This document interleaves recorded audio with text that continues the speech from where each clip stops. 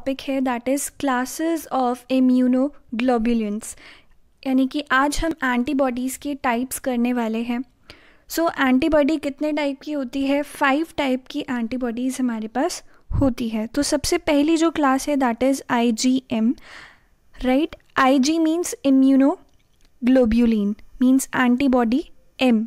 सो M जो antibody होती है उसका हम देख लेते हैं कि वो उसके क्या फंक्शंस होते हैं और उसका क्या स्ट्रक्चर होता है। Okay, so IgM is produced when a particular antigen encounter for the first time। जब पहली बार आपकी बॉडी किसी एंटीजन से एनकाउंटर करती है तो सबसे पहले जो एंटीबॉडी बनती है दैट इज़ IgM। सबसे पहले कौन सी एंटीबॉडी बनती है? IgM एंटीबॉडी हमारी बॉडी के अंदर प्रोड्यूस होती है, राइट। सो अगर आप इसके स्ट्रक्चर की बात करो तो it is a pentamer antibody, ठीक है। पेंटामर एंटीबॉडी होती है, आप यहाँ पे देख सकते हो, it is a pentamer structure. Pentamer का मतलब है कि 5 एंटीबॉडीज़ यहाँ पे क्या होती हैं? अरेंज होती हैं। This is 1 2 3 4 and 5, total 5 antibodies मिल करके IgM का स्ट्रक्चर बनाती हैं, right. Okay, so it is having a pentamer structure and ये सबसे ज़्यादा एफिशिएंट है, कॉम्प्लीमेंट फिक्सिंग एंटीबॉडी है ये। और 10% ह्यूमन सीरम की अगर हम बात करें तो उसमें 10% IgM होती है। 10% कौन सी एंटीबॉडी होती है? IgM होती है। सो पेंटामेरिक फॉर्म जैसे कि मैंने आपको यहाँ पे दिखाया, तो यहाँ पे 5 बेसिक एंटीबॉडी यूनिट्स जो हैं वो अटैच्ड हैं, right, and they are attached with the disulphide bond. Disulphide bond से ये आपस में क्या होती हैं? अटैच होती हैं। और अदर फॉर्म्स जो हैं IgM की that are the secretory IgM। Okay, so due to large size होने की वजह से, क्योंकि देखो 5 एंटीबॉडी की यूनिट्स मिल करके एक IgM बना रही है, तो साइज़ क्या है इसका? लार्ज होता है। तो लार्ज साइज होने की वजह से it is mostly intravascular and उसकी काफ़ी लो अफिनिटी होती है फॉर द एंटीजेंस। एंड इसके पास कितनी बाइंडिंग साइट्स होंगी? 10 बाइंडिंग साइट्स होंगी। कैसे? देखो, एक एंटीबॉडी को अगर आप देखते हो तो वहाँ पर 2 साइट्स हैं एंटीजन से बाइंड, मतलब जहाँ पे एंटीजन बाइंड कर सकता है।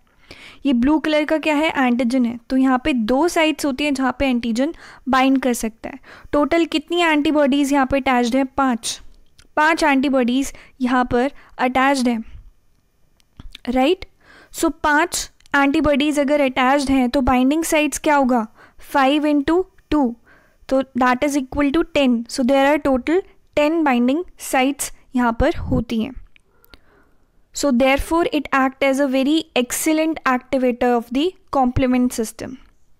So next type की जो हमारे पास एंटीबॉडी आती है that is IgG, okay, immunoglobulin G antibody. अब ये काफ़ी इम्पॉर्टेंट है।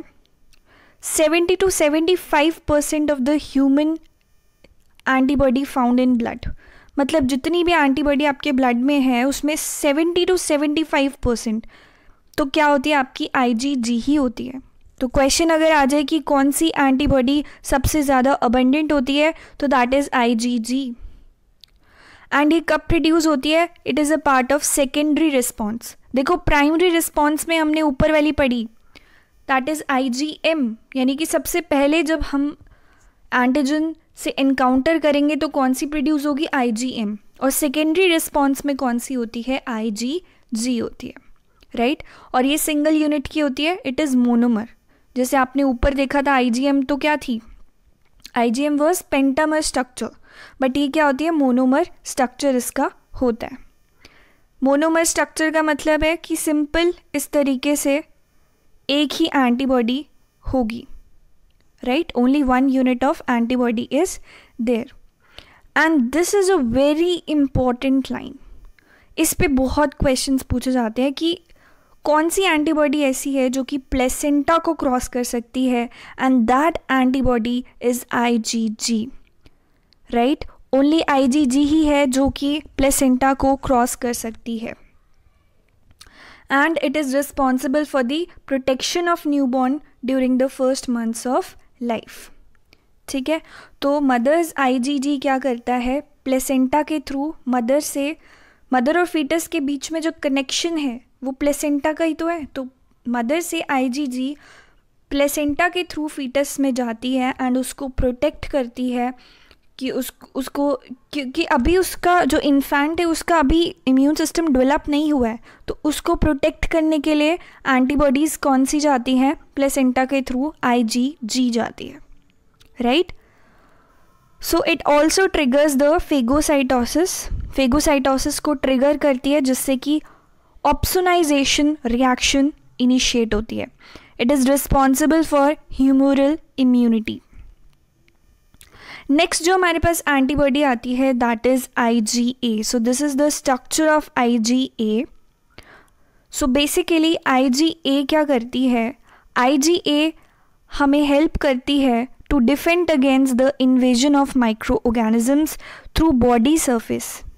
मतलब कि म्यूकस मेम्ब्रेन से जो भी हमारा बॉडी सरफेस बाहर की तरफ म्यूकस मेम्ब्रेन जिसमें होती है, जैसे नोज़ है, आइज़ है, लंग्स है, गैस्ट्रो इंटेस्टिनल ट्रैक्ट है, तो वहाँ पे हमें IgA देखने को मिलती है।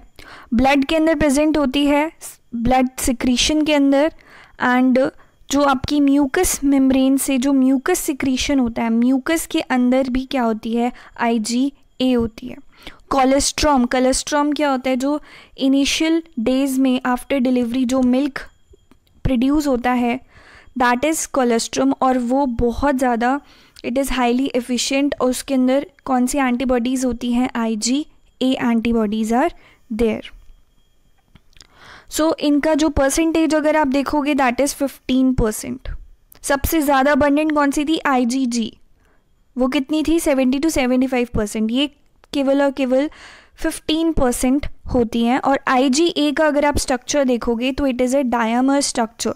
डायमर स्ट्रक्चर का मीन है कि भाई दो यूनिट है एंटीबॉडीज़ की, therefore it is a dimer structure उसका होता है। So their function is to prevent the passage of foreign substance into the circulatory system. ठीक है, सर्कुलेटरी सिस्टम में बाहर का एंटीजन ना आए, तो उसके लिए ये उनका जो पैसेज है उसको प्रिवेंट करती है, उनको आने नहीं देती है। तो इसका स्ट्रक्चर कैसा होता है, डायमर स्ट्रक्चर होता है।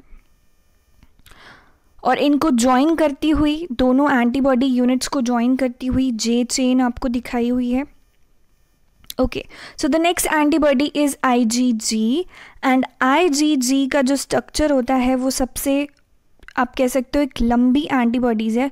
मतलब यहाँ पे इसका जो स्ट्रक्चर होता है ना वो कंपेरेटिवली लॉन्ग होता है, नीचे वाला जो पार्ट होता है इसका, मतलब ये जो हैवी चेन्स आप देख रहे हो ये इसकी ज़्यादा लंबी होती है।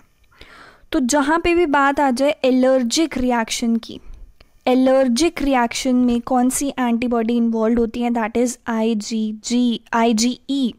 ठीक है, इम्यूनोग्लोबुलिन E जो है वो एलर्जिक रिएक्शंस में इन्वॉल्व होती है।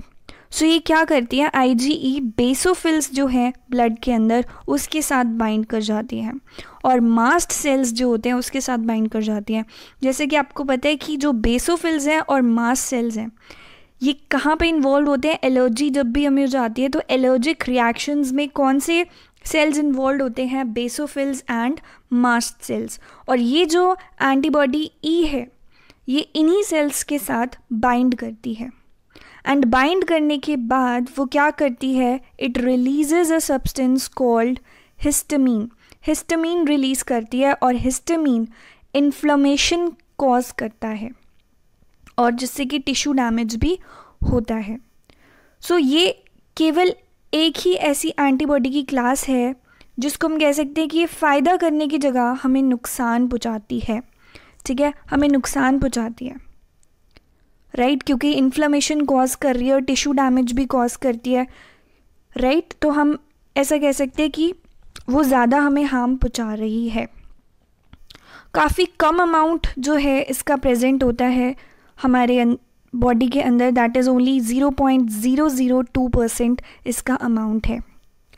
नेक्स्ट जो एंटीबॉडी है that is IgD, immunoglobulin D जो एंटीबॉडी है, ये काफ़ी ज़्यादा मतलब इसके बारे में अभी इतना पढ़ते नहीं हैं, उसका फंक्शन अभी ज़्यादा अनक्लियर है अभी, बट थोड़ा बहुत लाइक 0.2% ये प्रेजेंट होती है out of total, and it is present on the surface of immature B cell, यानी कि जो नेव बी सेल्स होते हैं जो अभी मेच्योर नहीं हुए हैं, ऐसे सेल्स पर ये प्रेजेंट होती है, और उनको उन इमेच्योर बी सेल्स को मेच्योर होने के लिए ये हेल्प करती है, राइट। और बहुत स्मॉल अमाउंट में प्रेजेंट है हमारे ब्लड के अंदर, and this is the structure of IgD.